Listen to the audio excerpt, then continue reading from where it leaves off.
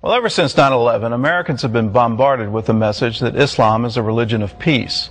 But around the world, many terrorists claim their actions are inspired by the teachings of the Quran. So what's the real story?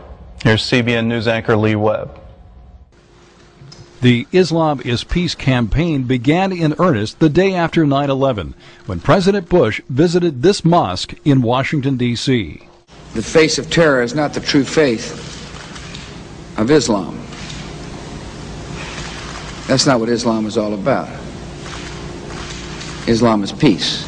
And the leading Muslim advocacy group, the Council on American Islamic Relations, or CAIR, has continued to spread the Islam is peace message through the media, even though CAIR is now an unindicted co-conspirator in a terrorism case. Islam is not about hatred and violence. It's about peace and justice.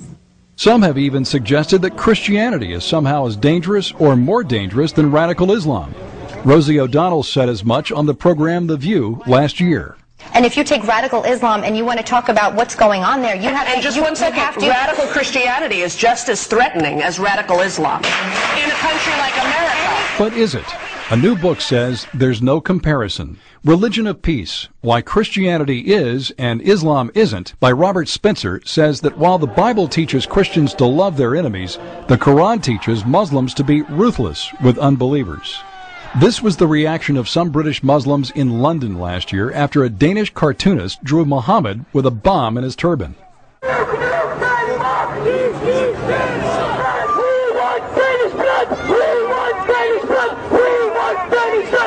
It has been said that while most of the world's Muslims are not terrorists, most of the world's terrorists are Muslims.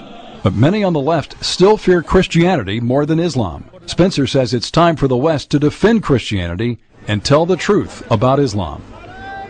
Well, joining us now live from Boston is Robert Spencer. He's the author of Religion and Peace, Why Christianity Is and Islam Isn't. Well, welcome to the 700 Club.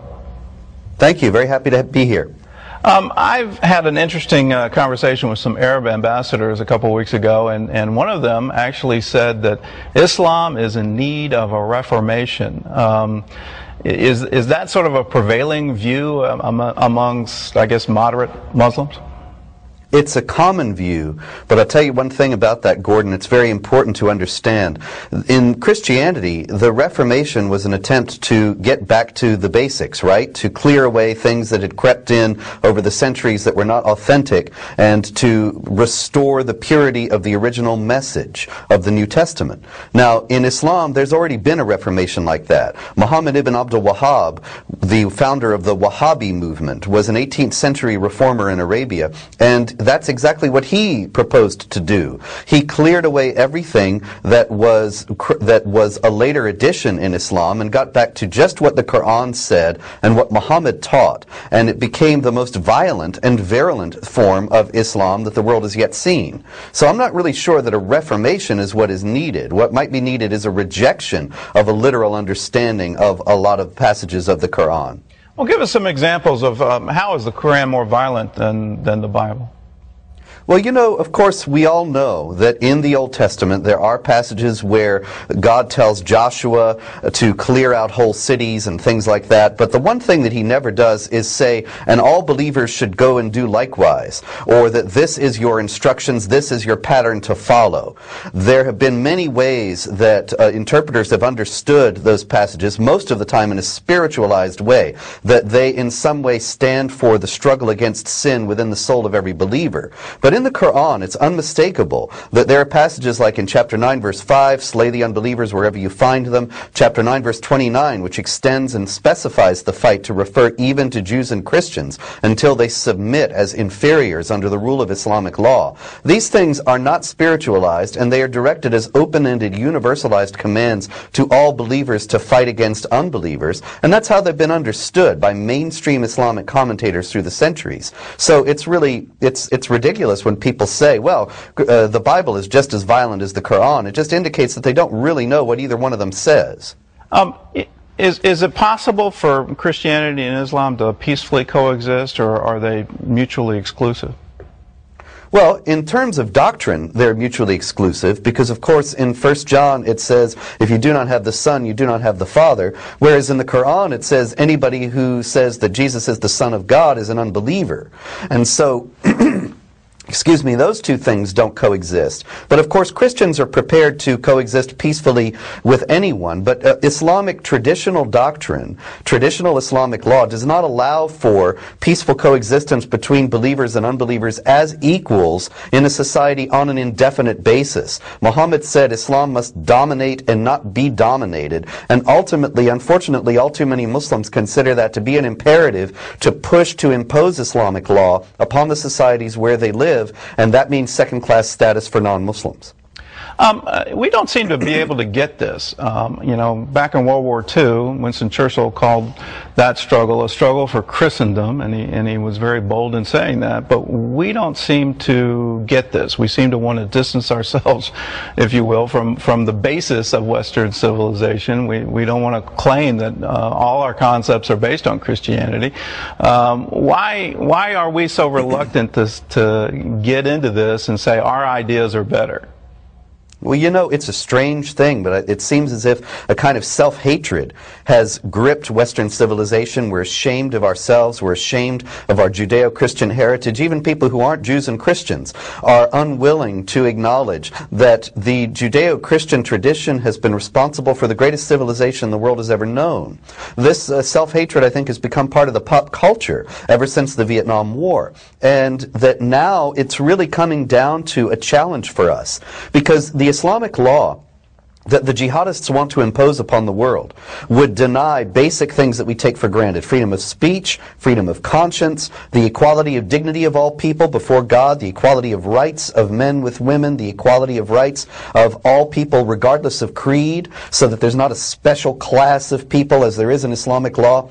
These things are all Judeo-Christian principles. And so this is the time when we need to cast that off and stand up and defend those things, or we're certainly going to lose them.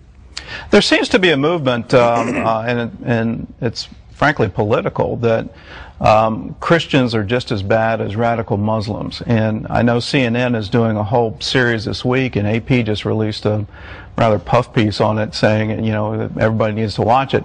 And in that segment, they're going to say that if Christians are encouraging young women to dress modestly, what's the difference between that and the Taliban? I saw that. Why are we doing that? Why is that even allowed? Why does Rosie O'Donnell get applause for saying that, you know, Christians are just as bad as radical Muslims? Well, this is the common assumption among the mainstream media, and it's just that fundamentalism, so-called, is the problem across the board. And so they have to make these ridiculous comparisons between modest dress in a Christian context and the Taliban. Do they even realize what goes on for women in the Taliban? That they kill girls who try to go to school? That in Saudi Arabia, which is a society very similar to the society established by the Taliban, there were girls who died in a fire because the religious police wouldn't let them come out of the school that was burning because they weren't wearing their headscarves. I mean, where have you ever seen Christians behave that way when they talk about modesty?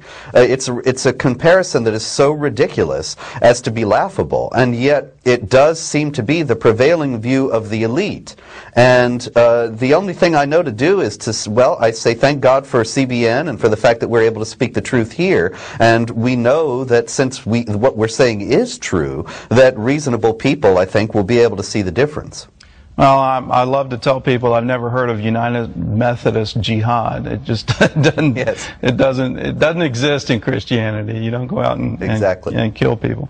The final question: do you think that within a Muslim society where Sharia law is sort of enshrined, and I think for me one of the great disappointments of both Afghanistan and Iraq is that that's precisely what our State Department allowed, that their new constitutions enshrine Sharia as the law of the land. Is it possible with that to have true democracy? No, because Sharia law does not allow equality of rights for non-Muslims and for women. And so if you're talking about democracy in the sense that it's always been understood in the West as, first of all, enshrining the rights of the individual as being something that is pertaining to his dignity before God, then that's one of the first things denied in Sharia for certain groups of people. And so ultimately those provisions in the Iraqi and Afghanistan constitutions are going to militate against the establishment of any kind of genuine Western-style democracy in either country. Robert, thank you for being with us, and thank you for this book, Religion of Peace. Thank you. Why Christianity is and Islam isn't. It's available in bookstores across the country.